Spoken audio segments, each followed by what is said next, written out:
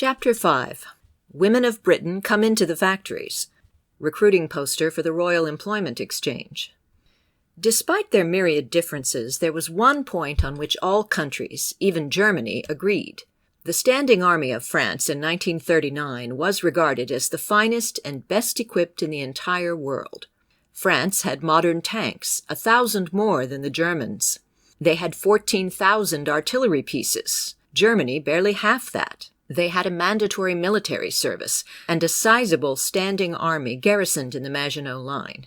Even with relations souring and verbal attacks issuing from all sides, Britain refused to reinstate their draft.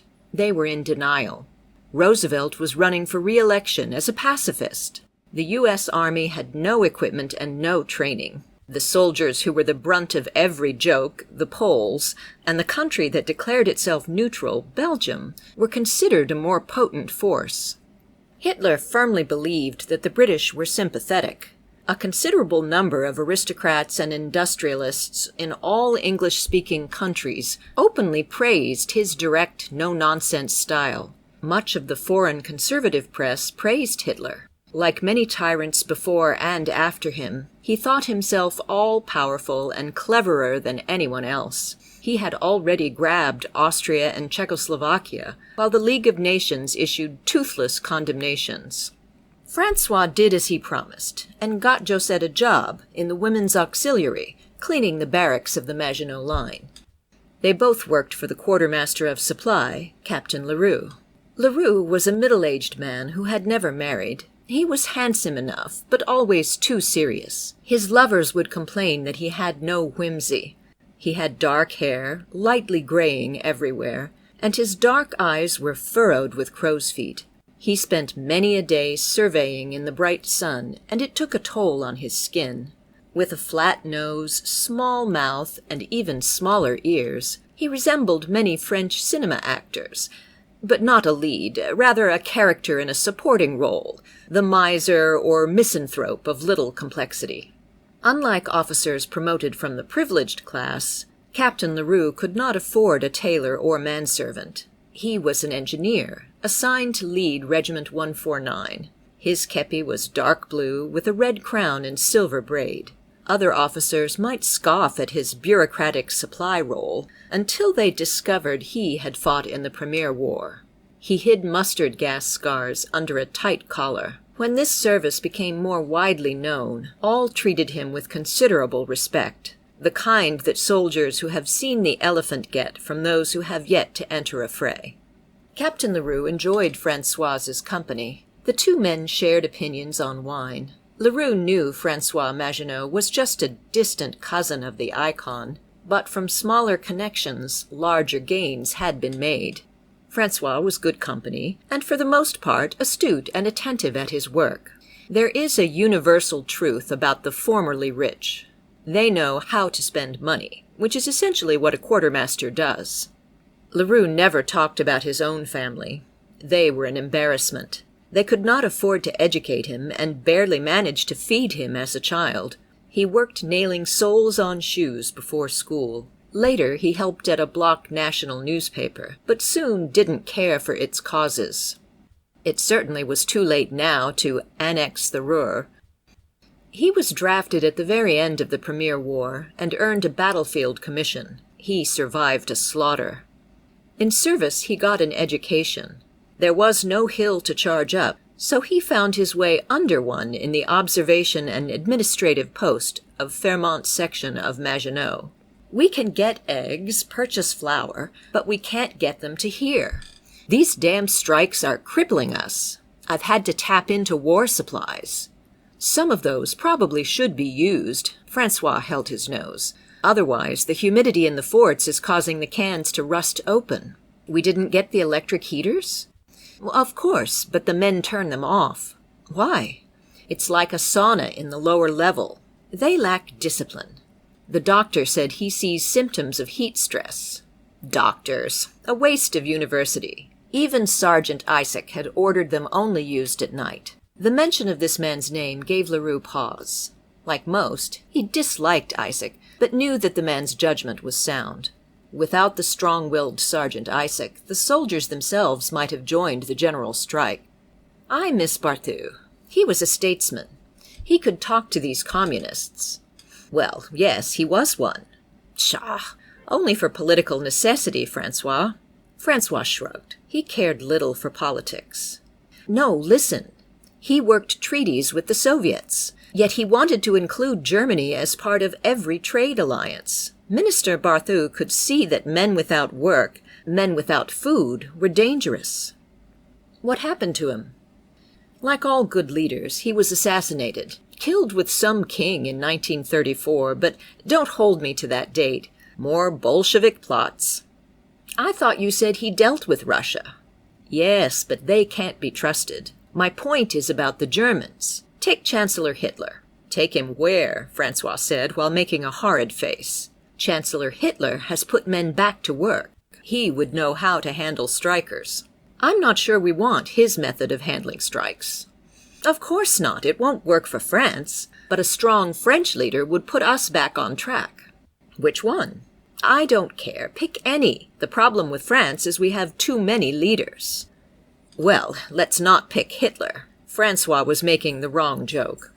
Don't worry about him. Hitler's ambition is focused on the East. We have Maginot to protect us. Now we need to find a Maginot solution to the traitors living among us. Leroux grew more incensed. They want to cut our pay again. Again! At least you're making officers pay. Do you think I could borrow something for tonight? You can take it right from my pay tomorrow. We don't get paid tomorrow. Oh, right, it's Sunday. I keep thinking it's Tuesday. Does your need for money involve that younger woman I see you with? Francois's mind raced to all the affairs he had lined up. He would be silent, since there were too many options. I saw the new femme de ménage, the one you hired last week, Francois. Captain Leroux did not hide his misgivings. What is her name again? He reached for a stack of papers. There were plenty of bills to pay to keep supplies shipped to Vermont. The suppliers were picked in Paris, paid in Paris, but the bills of lading had to have Leroux's signature, even if it was an easy enough thing to forge. Josette M. Please, Francois. He paused to tisk-tisk. You could at least list her full name. I'm embarrassed for you, for your wife. Her name is Josette Maginot. I thought you might frown on nepotism. Maginot?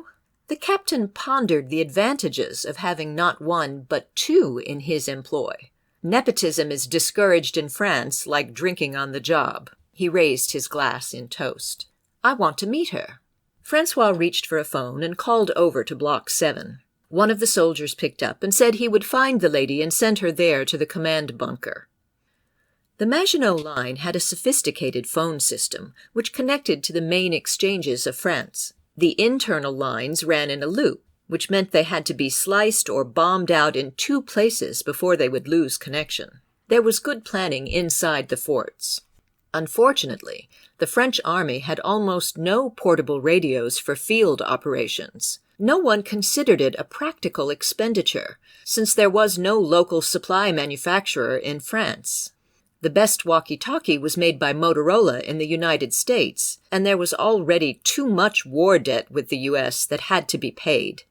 But even with war seemingly inevitable, and countries spending more on armaments, no politician knew how to spend a defense budget.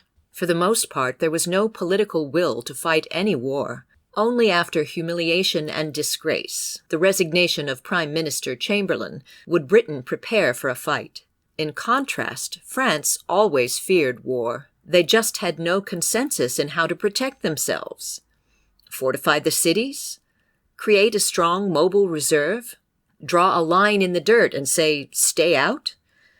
The Maginot Line was, in a way, all three. Josette came as fast as she could when she was called.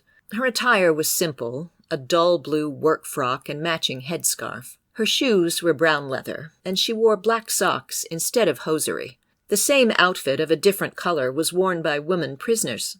Even though she wore no perfume, her pleasantly feminine air contrasted with the rougher musk of the working men. You are the girl we recently hired? She is, sir. Let her answer for herself, Francois. I am. You come with references? She looked at Francois for help. The very best. She also works cheaper than even a conscript. Francois, that will be all. I want to speak to the lady myself, and without you. Let us be alone. Francois took a deep breath. He smiled at Josette and opened his palm. This might be her last day working at the fortress.